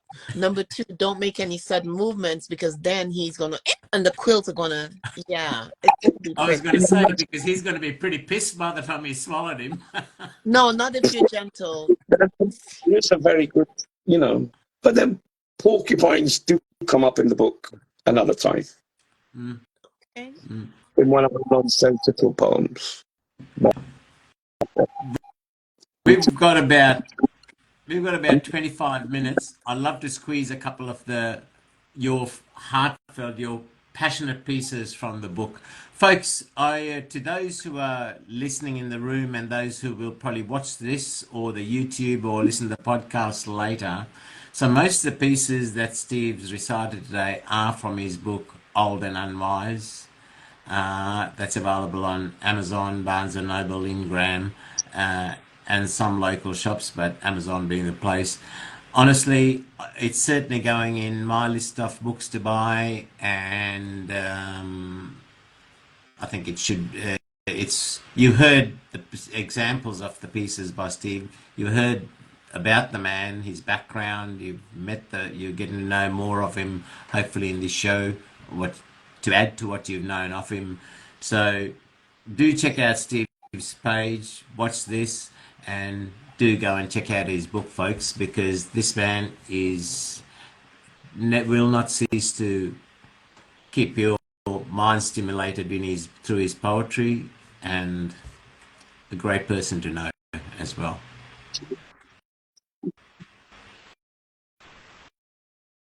Is there time to do that? You got about 25 minutes left. We got about 25 minutes left, so go for it. Yeah, plenty of time. Okay, 25. I see 15. Where are you reading? Remember, we started about 5 minutes late, so that's why I'm saying about 20 minutes. I'm sorry. I was under the impression that we started on time. No, I was late because I had phone Say that problems. See, I wear my responsibilities. I take wear my blame. Don't try to just roll over it. Say it again. I was what? I was Rainier 700 was late. There you go. See, Yes. these broad shoulders accept these blame. We're not going to blame it on technology. I'm sorry, Steve? And he didn't want to swallow the porcupine. He didn't want to swallow the porcupine. See? Look at that. He'd rather be late than swallow porcupine. I just gave perfect instructions on how to swallow a small porcupine. Anyway, Steve, let's get into some of your poetry before she gets into me. I think on Instagram first became known for some of my story poems. Okay. So I want to do one of those. Mm-hmm. So this is, they tend to be my longer poems, so this is going to be quite a read, but I do like, this one has a message which I think is important. It's called Toil on Canvas. I missed the title. What was it? Toil on Canvas. TOIL. The sun brought clarity to the morn, breaking over the sand dunes that stretched out behind her. The yawning sea gained colour as celestial warmth reached it and brought it to life. It carefully opened the portable easel she used, propping it up in the gritty sand, using small pebbles to stabilize its feet. She had done this before. A gentle breeze played with her auburn hair, and she used a simple band to tie it up so as to prevent it from flicking into her eyes. She opened her box of oils and took her palette in hand. Her hazel eyes scanned the colours in front of her. She chose purples and blacks to dominate the background of her canvas. It had been another rough night. She selected a brush and with determined strokes applied the colour to the stormy sky. She used touches of white and ochre to give depth to the anger it portrayed. Ragged hills cowered under its shadows with a single bolt of lightning lashing out at them in fury. In front of this formidable scene, she drew in the outline of a head with squared jaw. It sat on his shoulders that filled the bottom of the canvas. The morning was developing into a beauty. The sky was cloudless and the sea lapped lazily at the beach. Gulls sang sea songs as they playfully rode rising currents of air, searching for a morsel to eat. The sand dunes basked in the glory of the sun that had climbed higher in the sky. The taste of salt was carried on the sea breeze. She was unaware of all of this. Her brooding mood had no time for light, but only the darkness in the picture that she painted. The face had grown a Romanesque nose and deep blue eyes that mocked her. They stared at her, unwavering. A full but taut mouth was lifted on one side, displaying a smirk that taunted rather than spoke of humor. The jawline was lit on one side by the lightning. It spoke of strength and control. Painting the face came easy to her. She knew every contour well. The striking eyebrows, long lashes, the fierce black hair that fell over his sun-colored brow, the equally black stubble that added ruggedness to an already sturdy chin. It partially hid the furrow of a childhood scar that lay on his left cheek. The face was stronger than the storm and equally unforgiving. It held an inner rage, a touch of cruelty that could be unleashed in an instant. She knew that face well, too well. Its image burned in memories by pain and torment for far too long. When she finished the painting, she stepped back from her work and saw the striking contrast between the light of the morn and the darkness of the past. She tasted sea salt on her lips, and her eyes were wet, and her lips trembled. Her breathing stopped momentarily, and she felt bruises that were no longer there, and fear that had throttled her over and over again. Her legs felt weak. Her heart was racing together with her thoughts that drove a pummeling ache between her ears. Thunder to the lightning bolt that followed. She could take it no more. So she lashed out with a knife that had found itself in her hand. She sobbed as she slashed the canvas time and time again, ripping it to shreds with repeated attacks of resentment. And when she stopped, she crumpled to the sand. Minutes passed. The sun warmed her. Slowly, it gave her the strength to face the rest of the day. So she picked herself up, folded the easel, and lifted it, together with a tattered canvas that clung desperately to its frame. Silently, she walked to the small beach hut, which she now called home. There, she carefully put the easel away, along with the paints. Then, with new resolve, she walked to a corner of the room and placed a torn canvas on a tall stack of butchered masterpieces. Torn on canvas. Oh wow. Oh, goosebumps. The imagery there. I made up so many stories in my head about the picture, about the person in the picture. Thank you for leaving that open. Gee. That was Yeah, obviously it's about domestic violence, but it's also about how art can be a form of recovery. So yeah, and that is, the I suppose the message there is that write, paint, sing, play music if you can, and let that emotion out, and if you've managed to get out of that situation, then the best way to recovery is to allow yourself to express it. One of the disappointing things is when we post with the Instagram lives where it doesn't give you access to the comments. Steve, some of the comments that are coming through on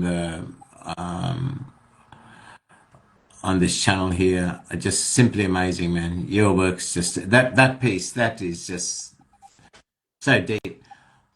That's one of those pieces that I just need to read and read and read. It was a heartfelt recital, but I think every time I read that, there would be so much more that I would get from that piece.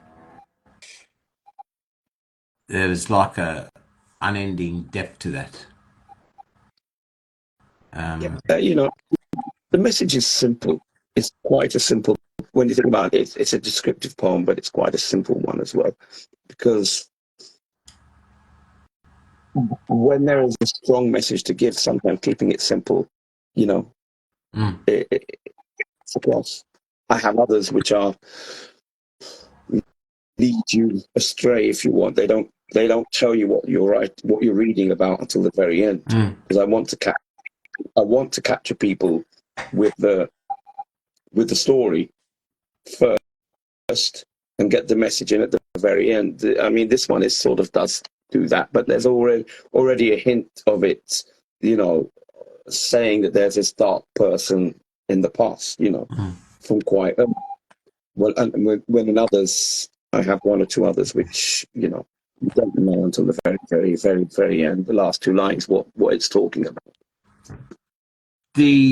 I do exactly the same, because I think it's important to get the reader's mind into that right frame of mind, into that right level of emotion, to then get more. The lesson itself might be very simple, but to absorb it, if you're not in that right frame of mind, a lot of it is lost. No, not true. Yeah, and I just feel as well, that sometimes if you can draw people into what you're writing, especially if you're expressing an opinion about something which they don't agree. Guns, for instance, I've got a poem about that. So the best way is to draw them into the story without telling them you're writing about guns. In fact, mention guns at first, and then when you mention guns, it's not even, you don't think of it about the message comes at the very end, at which time you've got the listening and they're opening their mind to what your opinion is. So it's a way as well of drawing people in, so.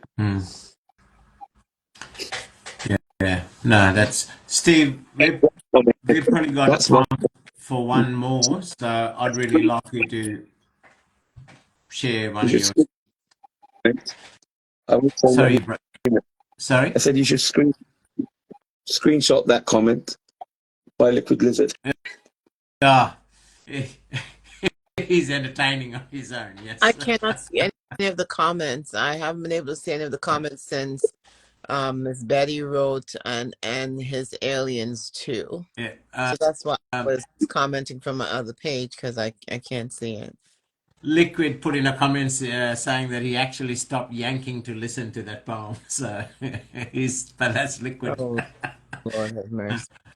Now we've got about 10 minutes, so let's get one more in before we say our goodbyes. And Steve, as I say to everybody, this is just the first time, but it doesn't have to be the last time, mate. Whenever you have anything happening major in your writing career and you want to come and showcase it, this platform's open to you. It's an honor to have you. And honestly, you are a great conversationalist and you're an interesting person to talk to.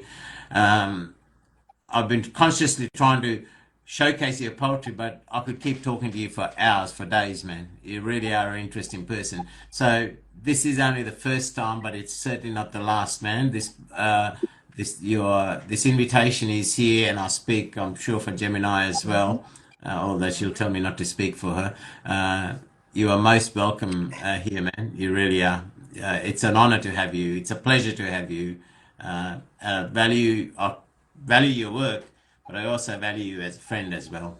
You know. And You know, I mean, he speaks for me.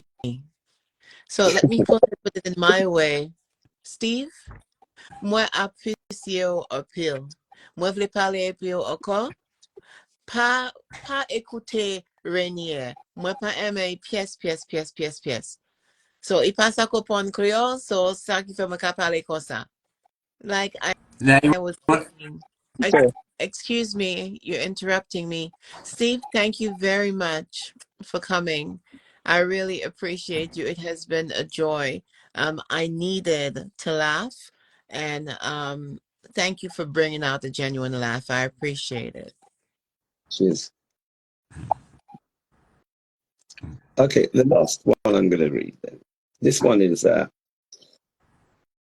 read this in an open mic, and the guy who performed before me had everyone close their eyes, and he read some really spiritual poetry.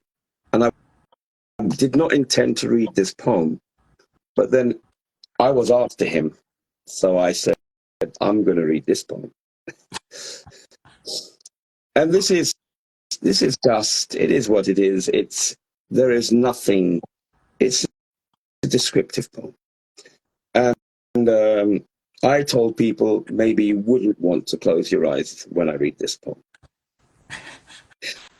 The title is in Latin.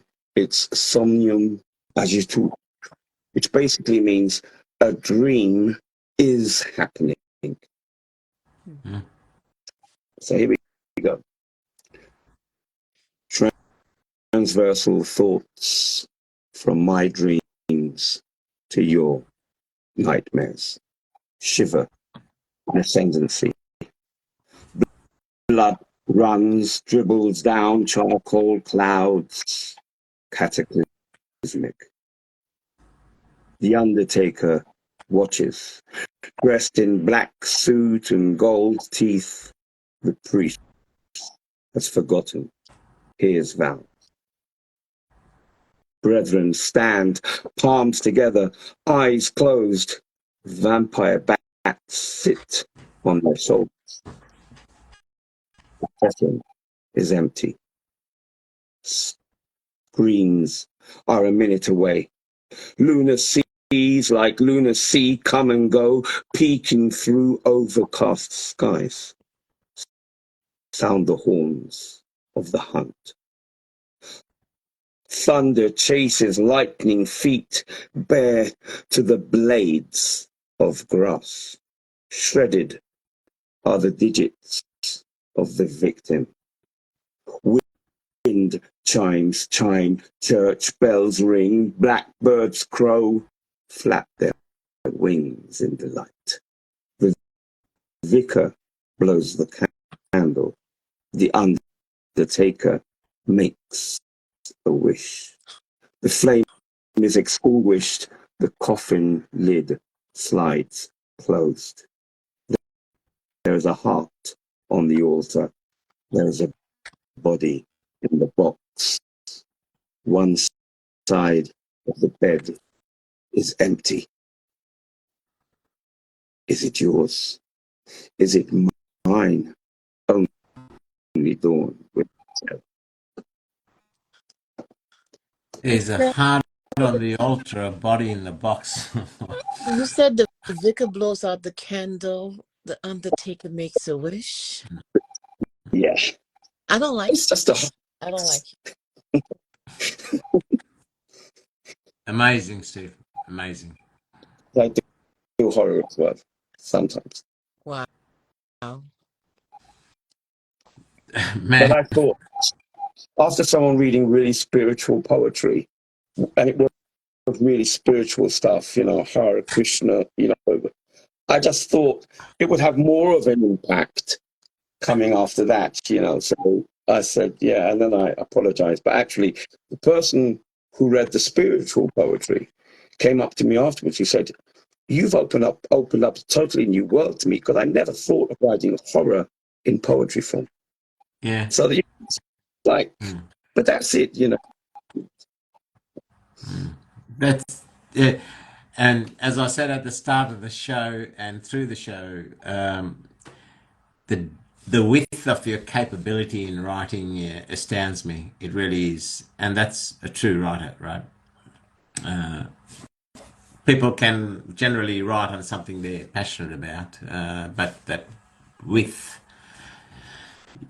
really Yeah, shows you as a writer, your skills as a writer. it's just the way. Literally, the book is an autobiography in the sense of I'm not. I don't write about my life. There are episodes of my life which might slide into a poem, Hmm. if you want. Hmm. What the book is, it's an autobiography in the sense it explains how I think, how my mind works. Hmm. Okay. And sometimes I just give away to creativity. Now, that creativity can be beautiful, it can be fantasy, but it can also be horror because my mind works that way. But sometimes your mind plays, you have a nightmare, or you have a thought, you know, and I don't mind expressing those thoughts, Hmm. and I don't because I think everyone is complex, and I don't think that if I'm going to stick to one style of poem, it's not describing me enough as a book. I wanted it to be a true reflection of how I think, the things I'm passionate about, but also, the journeys that my mind sometimes takes me on. Mm-hmm. Beautiful. Amazing. Can't wait to see the rest of your book. That was beautiful. Mm. It's, Have you got your book handy to just show people the cover there, Steve, at all? Or I I'll will be posting the promotional stuff hopefully next week. I probably Monday. My daughter's going to shave half my hair off, so I can take some photographs with like looking a bit like that, and then she'll shave the rest of it off. Obviously, because I'm not. People would freak out probably if they saw me in the street, but I want to get that done. Well, it'll Photograph. be a conversation starter if you go out in the street with half your hair Yeah, shaved. Hey, like that. my book. Oh, because it matches. After all, that's the same reason that Pools are here. This all started off as a joke. I had a work meeting, during COVID, and I had these babies because we have my wife has an online video shop, and, and I thought, what am I going to have behind me? Books? Nah. So I took 3 or 4 of them, put them up behind me, and then it developed. I've got the spaceship lamp here, and the painting now with aliens, and it's just so when we have work meetings, especially when it's and I don't know, a new group that I have a meeting, everyone else has got books behind them or blurred images, and I've got aliens, and it usually at some point some people ask me, what are those you've got behind you, and I do this. That's what I have. And I usually get it's usually a good icebreaker, I mean. So it's even Yes. the fun isn't. Oh, Steve, it's been a great couple of hours, man. It really, really has. And Myself. we've shared the screen before, and it's generally been around poetry and talk, but getting to know this more about your how your mind works, and even about your life and your cultural sort of background, even has been really, really stimulating conversation. It really has. Cheers. Gemini, you were going to say something. Sorry. No, I was just nodding in Oh. agreement. For once, I was not trying to say anything. You mean for once you agreed with me and didn't disagree. Oh, Anyway, Lord but mercy. Mercy has the Lord. This is what you get. When I am nice and I try, he always wants to go ahead and poke the panther. Like, leave the panther alone. Your head is still intact. poke Poke the panda, did you say? Oh, Panther. You see? oh, I thought See, he said panda. you're Uh, witness. See that? See what you, yeah. Witness, right? Steve, How did Steve, honestly, man, thank you. Heartfelt thanks for making the time. And I know it's like what nearly over after 2 a.m. for you, for making the time to feature on this show. You featuring you Okay, just thank and really enriches enriches what we try to do on this show and showcase the talent we try to showcase. And you're right up there with any that we've had, man. It really is a pleasure. And I personally, on a personal level, I've so enjoyed the conversations with you. And I hope we get to do it again, either in person or online or whatever. But remember, as I said, this is only the first time, and it doesn't have to be the last time that you're featured on this show. That invitation is open to you whenever. All you got to do is ping me and say, "Hey, Giles, I've just got this book, I've got this event, or something like that. I'd love to come and be featured and talk arrested about for this." protest. Or I've been arrested for protesting. Do you want to do it live from a prison cell or something like that? We could do that too. I'm game, man, because I'm an adventurous soul that never walked away from any challenges. So yeah, we can even do that. you know. So I've no, avoided it's it. So, great. yeah, you never know. But I think your wife and daughter might sort you out about going to prison before that. I think they might lay you out before that, man. You never know. My, da- my daughter's a protester too. You know, she's got her opinions. oh wow, no. Sounds like she's got a lot of dad's genetics in, even in the creative parts as well as the political movements. Yeah, Yeah. I suppose worry about that. I think she's a tip of the old block. You know, I'm thinking, not sure that was a good idea.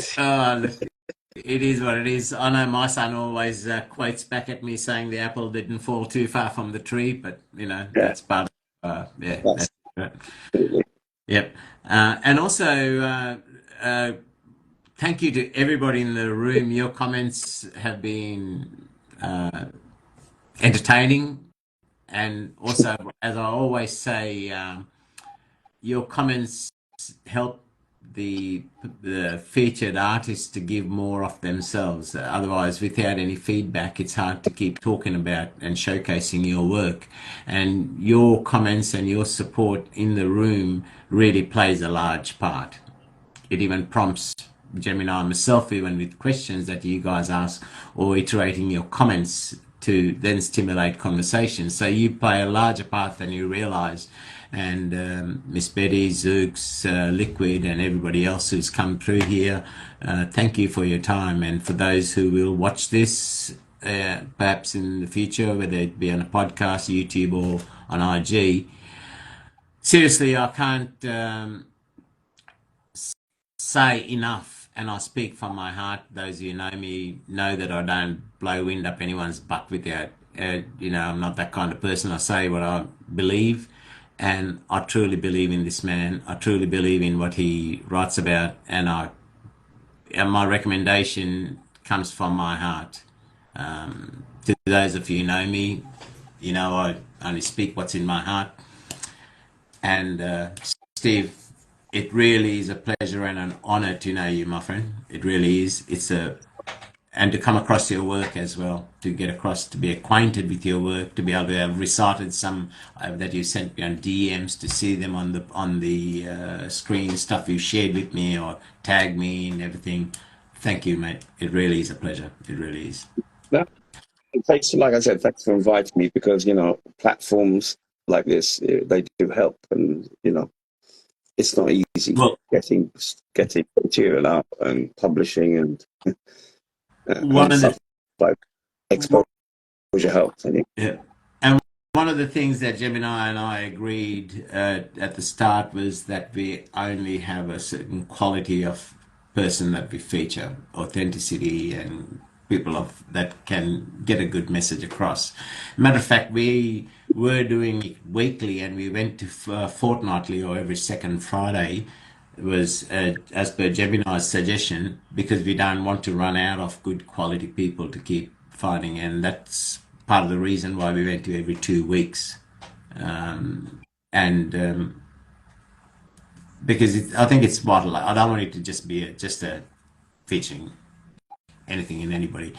I want to retain that quality. I want to retain the profoundness of the conversations, the depth, the message that we give people to help them in their own thoughts and pieces. And I love working with Gemini because she always brings that profound conversation as well to the pieces. Yes, she always likes slapping me down and knocking me around a bit, but she does bring so much, and I love working with Gemini for that reason. So thank you, Gemini. As I always say, you bring so much to the show, and you help to bring so much more out of the feature as the person we're featuring as well. Love working with you, my friend, and thank you. And again, I humbly apologize. I'll write 1,000 lines for being late. Miss GeminiFox, I will not be late anymore. No, There you go. BC, you don't have to write any lines. I am glad that we recorded that you like BDSM on here because you like being slapped around. So that's enough of a prize for me. That's enough of a gift for me. Hey folks, you heard it here first. He likes being slapped around. Anyway, have a good night, my love. Steve, thank you so much. Thank you so much for featuring and for sharing such beautiful pieces and for allowing us to get a view of your muse. Tell your wife I said hello. I will. He's probably going away at the moment, but Any parting words to the listeners, Steve? yeah, well, first of all, like I said, don't be scared to be creative. I think that's important, and yeah, and support each other basically because it's important. So yeah, thanks a lot for having me on. Anyone who's listening and has already got the book, reviews help. So if you can pop a review, be honest. I don't. The reviews that there are on Amazon are written by people who decided to write a review. I haven't, and and they've been honest, and that's what I like. I don't mind being criticized. I'd rather have that than someone, not being honest about my work. After all, feedback, but any feedback is always appreciated. Plus, it does help having reviews. So if you have the time to write a few words, it's always appreciated. Okay. Steve, it's been a pleasure and an honor, my friend. Thank you. Heartfelt thanks. Thank you to everybody who joined. Thank you, Gemini. Stay safe, stay blessed, and we'll see you in 2 weeks' time with our next feature. Okay. Ciao. Bye. Steve. Bye.